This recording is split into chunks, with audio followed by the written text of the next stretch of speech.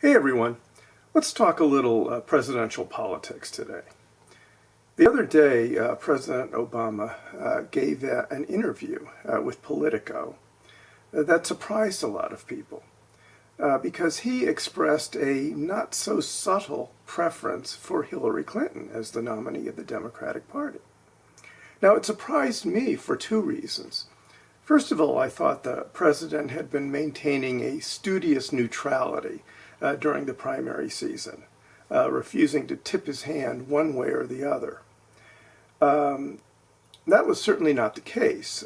He praised Hillary to the skies and kind of damned Bernie with faint praise during the interview.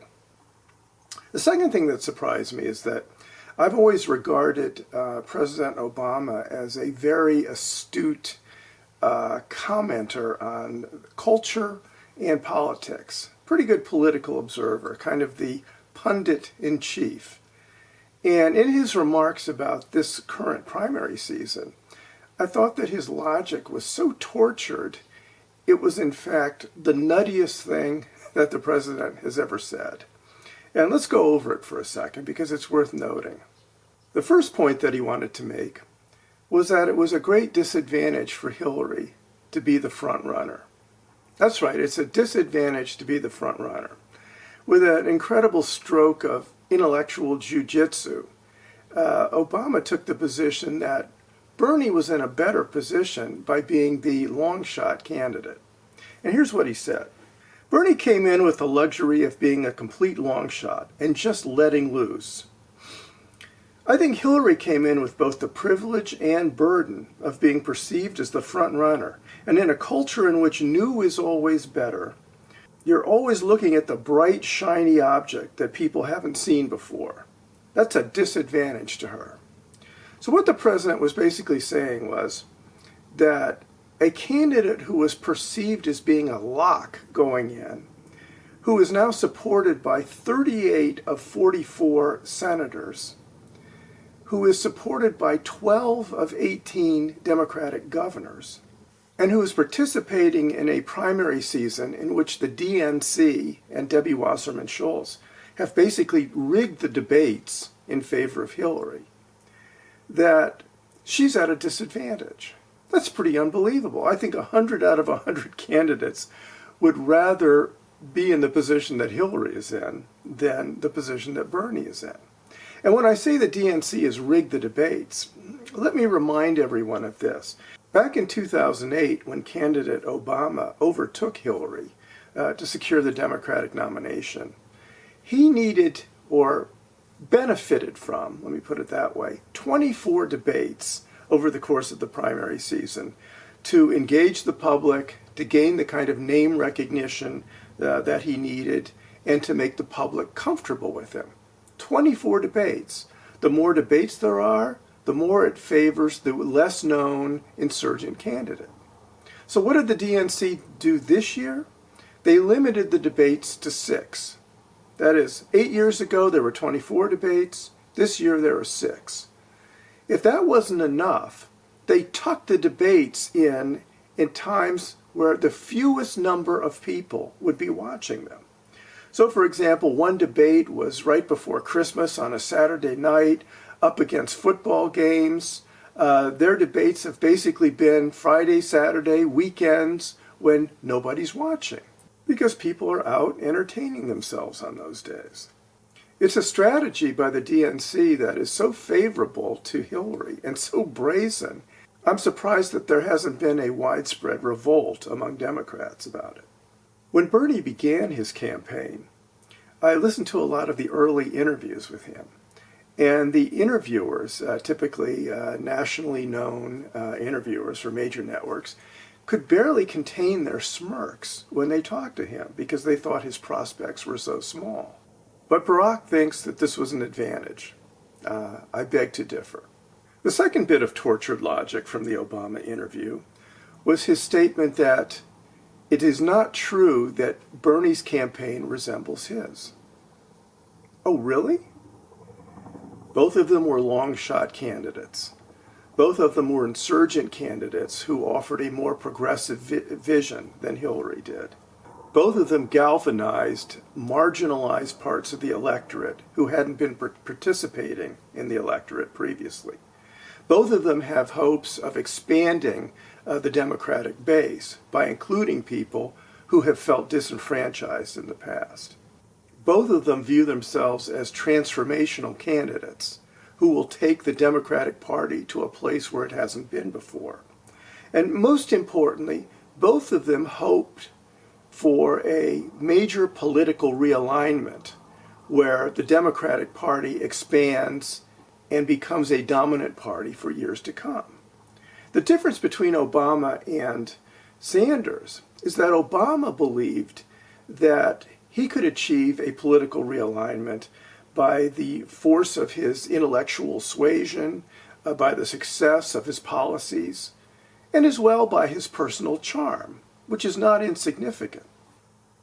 Bernie Sanders, on the other hand, with 8 years of having observed the Obama presidency, believes that Republicans are not going to come on over to the other side, that there is too much resistance, that there's too much polarization. He hopes to achieve his realignment by simply expanding the Democratic Party. I mean, let's not forget that during presidential elections, only 50% of the people vote.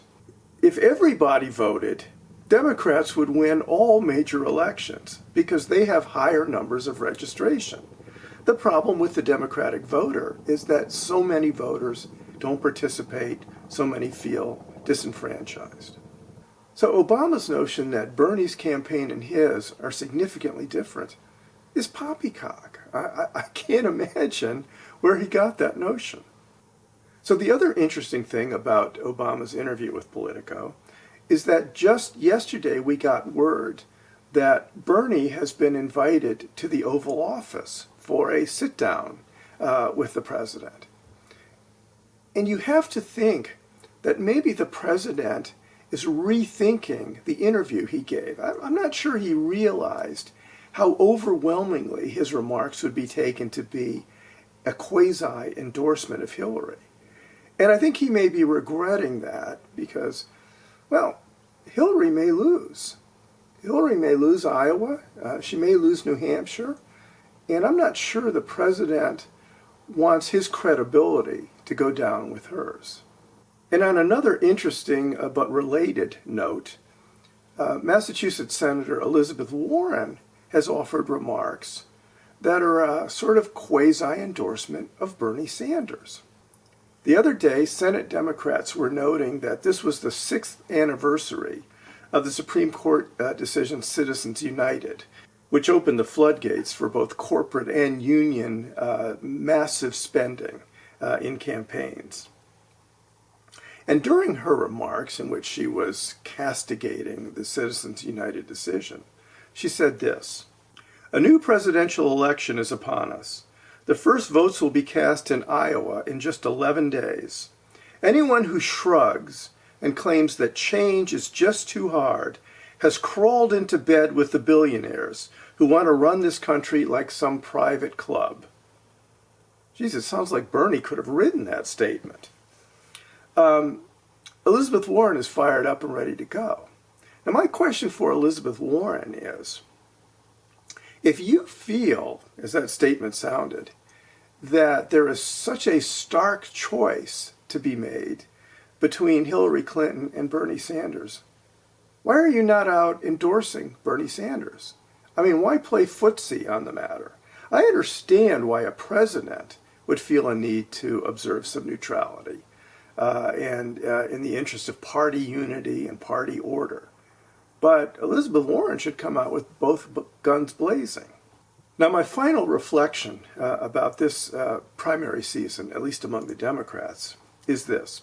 The other day I was watching some pundits in a roundtable discussion, and they made the point that, well, Hillary has really run an error-free campaign. And I thought, what in the world are they talking about? I mean, she made an error by her slow and halting and unconvincing response to the email crisis.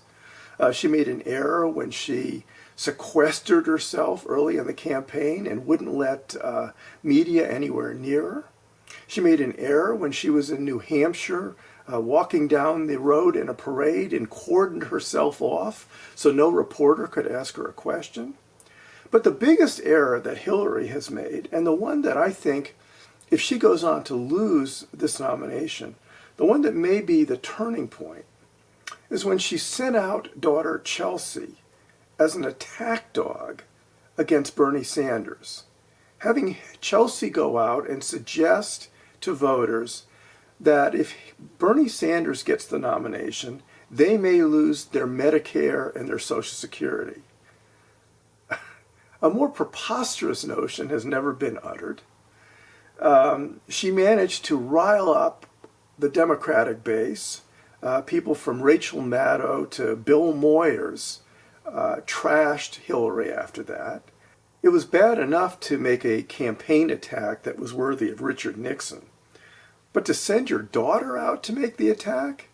I mean, if you want to say something that deceitful and cynical, say it yourself. Don't send Chelsea out to do it for you. So right now they're running neck and neck. I have no prediction to make at all, other than that Hillary has a lot more to lose by losing Iowa than Bernie Sanders does. I'm Jeff Rowan. I'll see you next time.